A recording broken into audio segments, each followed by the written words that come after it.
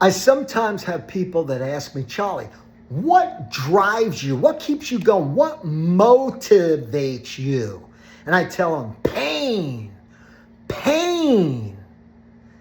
Everybody's got some kind of emotional pain that you can think back to and re-feel that pain that's going to move you. So, for example, growing up in Brooklyn, my grandparents, two of them, they migrated from Sicily.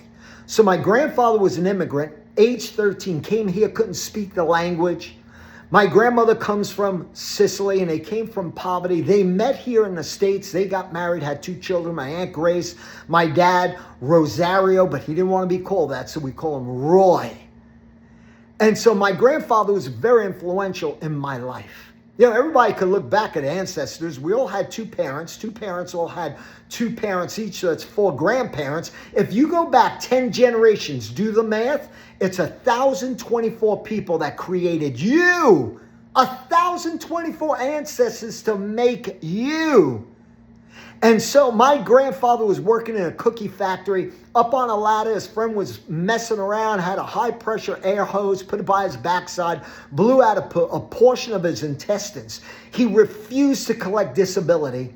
So what he would do is go down to the fishing boats in Sheepshead Bay. When the fishermen would come back from the chartered boats, he'd buy fish off the boats, go around the neighborhood with his Cutlass 88 Supreme. It was this big, long, it was like a massive car of steel. It was faded blue. It had an artificial ripped rag top, and his bumper in the back and the taillights were held together with duct tape.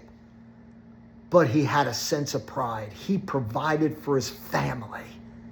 And then my dad was the #1 sales rep for a major soda company nationwide.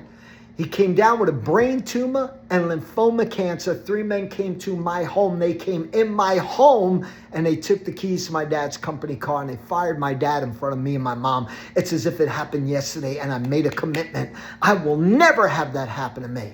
See, in the game of basketball, the purpose of the game is to put the ball through the hoop. If you remove the hoop, you remove the motive of the game. The motive of the game is put the ball through the hoop. Without the motive, there is what? No motivation. Put the motive back in the game, and what do you got? Motivation.